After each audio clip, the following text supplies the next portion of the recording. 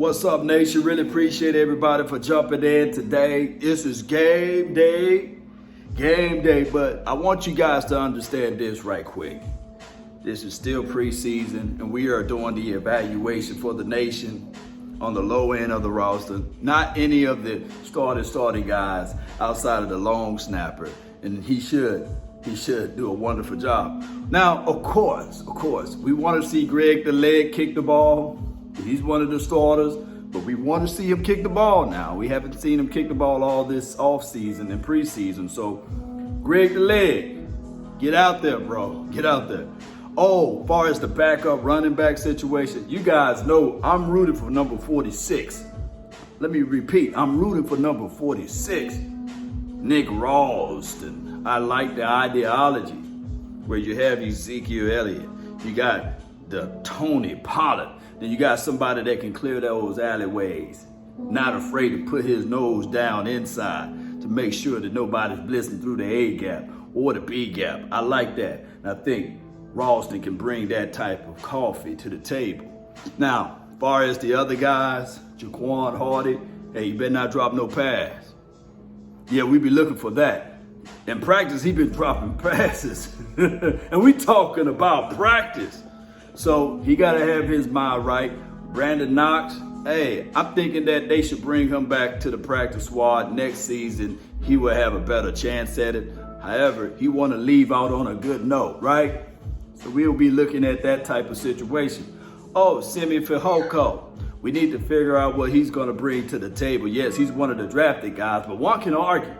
One can flat out argue. If it was not for politics, we would have, dare I say, Malik Turner, the other wide receiver.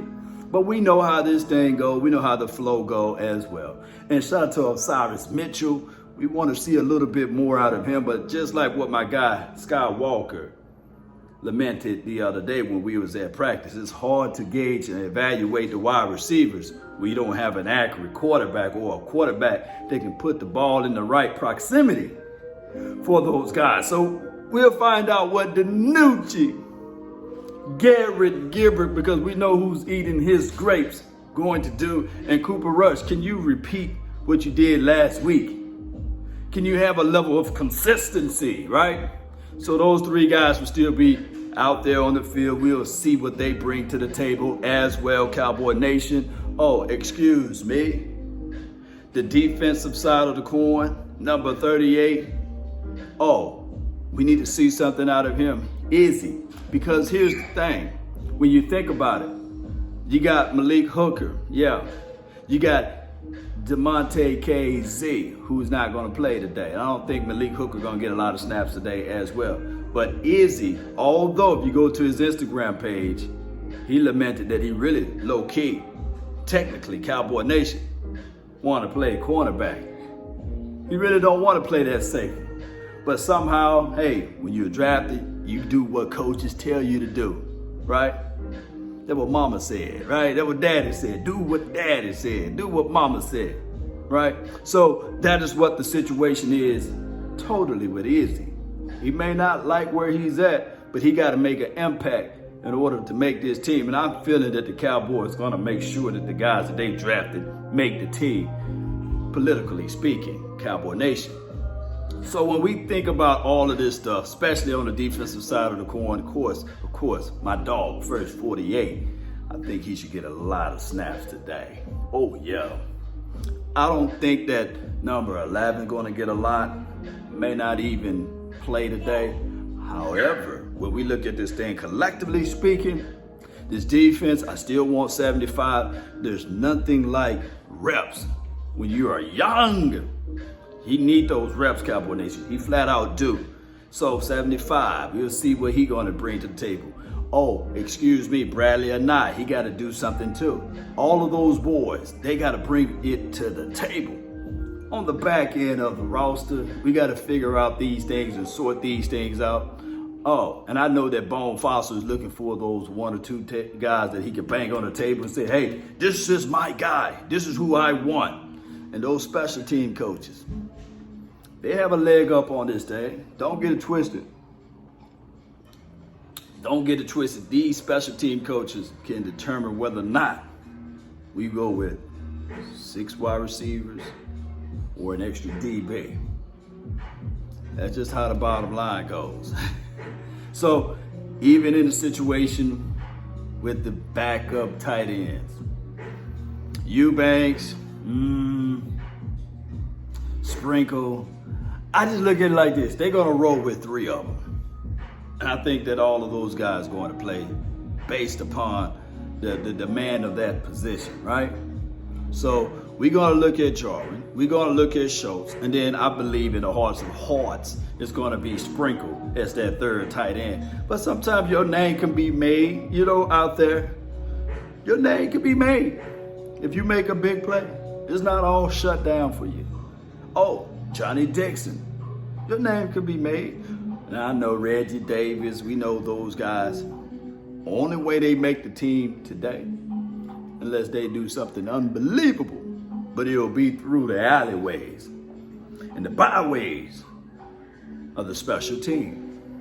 You see what I'm saying, Cowboy Nation? So it's possible. It's flat out possible.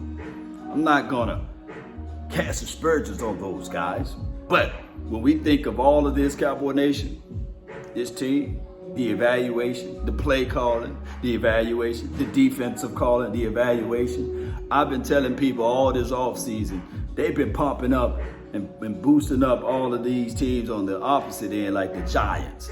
The Washington team. Like, they was historically the best defense that they ever had over there.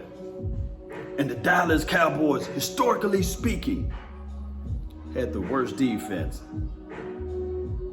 ever for the Dallas Cowboys. And let this sink into your mental mind. They only won 1 more game than us. So football, it's a thin line. You 1 or 2 games away from going to the dance. And I'm quite sure Lyle Collins, Tyron Smith, all of those boys with a healthy Dak Prescott, those 1 or 2 games would have been covered, Cowboy Nation. So I'm not here to beat on my chest and say, yeah, dog, we going to the Super Bowl. We're going to beat everybody in the NFC East. No, that's not my angle right now. No. My angle is right now, the depths. Can we find somebody who can be our 3rd running back / fullback? Oh, can we find a legitimate backup quarterback that can stand the test of times? Oh, by the way, can Fehoko, although politically speaking, from a football aspect of it, is he worth the grain of salt? Oh, and that front 5, the offensive line for your mind. Who's gonna stand firm, step up and be up? Those are the things that I'm looking for, Cowboy Nation. And I know Terrence Steele, not talking about the reserve at 211 was something special back in the days. Oh, and Tynan Sucky with the Patrick Ewing knees. Is that a real battle cry? Or can Isaac build himself into this situation of the right frame of mind of having the coaches to turn their heads and say, okay, hey, number 60, dog, we banging on the table for him. See, we got to get this thing out of the mud too, right? So everybody on the front 5 as well as the front 4 on the defensive side, we got to figure this out, Cowboy Nation. Post me your thoughts, post me your concerns of Game Day Live, baby.